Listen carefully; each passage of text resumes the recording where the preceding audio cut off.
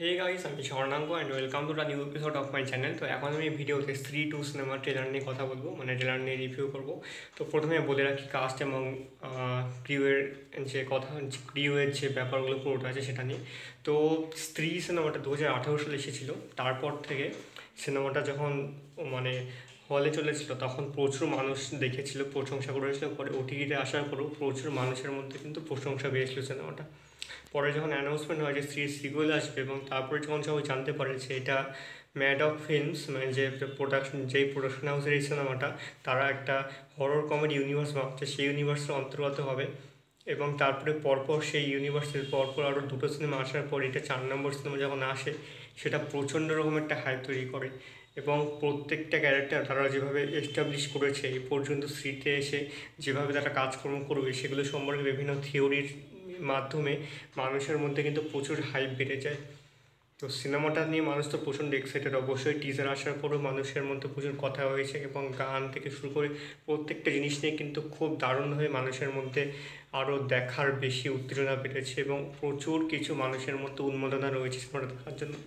আমার কৌশিক সিনেমাটা ডিরেক্ট করেছিল এবং এই সিনেমাতে আমরা শ্রদ্ধা কাপুরের সাথে অভিষেক ব্যানার্জি, পঙ্কজ ত্রিপাঠী, আবার শক্তি খুরানা এবং রাজকুমার রাওকে লিড রোলে দেখতে পাবো। এবং তামান্না ভাটিয়াকে এখানে আমরা একটা ছোট রোলে হয়তো দেখতে যেতে পারি, কারণ তার এখানে একটা টিজারই বলেছিলাম যে আইটেম সং যে রয়েছে সেটার একটা ছোট্ট আভাস আমরা দেখতে পাই।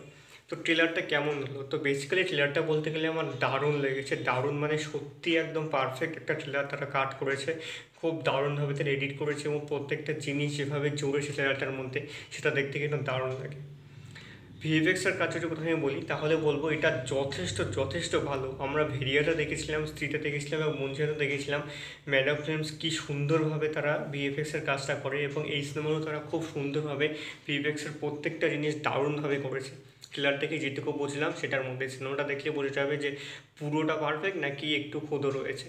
প্রত্যেকটা জায়গা সার্কাটা থেকে শুরু করে স্ত্রীর যে চটি রয়েছে সেটার মধ্যে এত সুন্দর করে তারা ভিএফএক্স দিয়েছে এবং ওভারঅল তারা যে ওয়ালটা বিল্ড আপ করেছে সেটার মধ্যে যে বিভিন্ন ধরনের জায়গাগুলো রয়েছে সেখানে ভিএফএক্সের কাজ, সেগুলো কিন্তু খুব প্রিমিয়াম লাগছে এবং দেখতে খুব খুব সুন্দর লাগছে।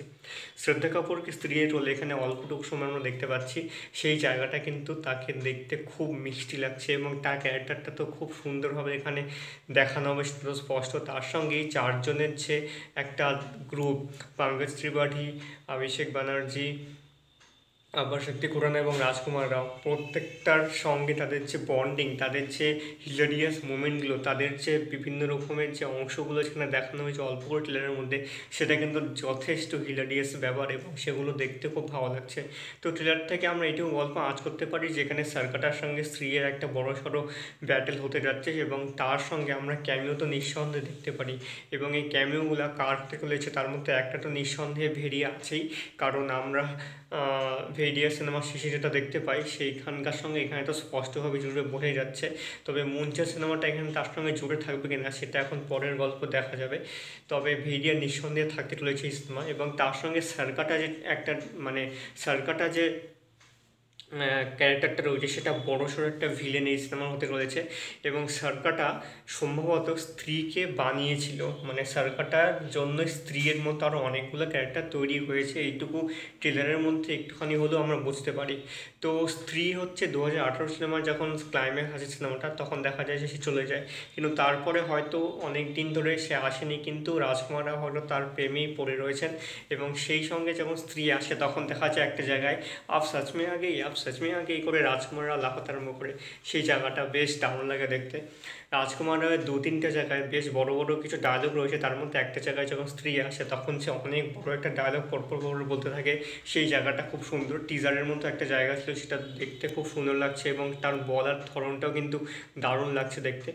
এবং টিজারটার পর ট্রেলারের মধ্যে আমরা খুব গভীরভাবে দেখতে পাই যে এখানে অক্ষয় কুমারের যে রোলটা নিয়ে খুব কথাবার্তা চলছে, সেইখানে কিন্তু সার্কাটার সাথে খুব মিল দেখতে পাচ্ছি। যদি সেটা হয়ে যায় তাহলে কিন্তু আমরা খুব দারুণ কিছু আমরা এখানে বড়সড় দেখতে পাবো, কারণ অক্ষয় কুমারের সঙ্গে কমেডিতে কেউ নেই, সত্যি একদম এটা স্পেশাল কথা।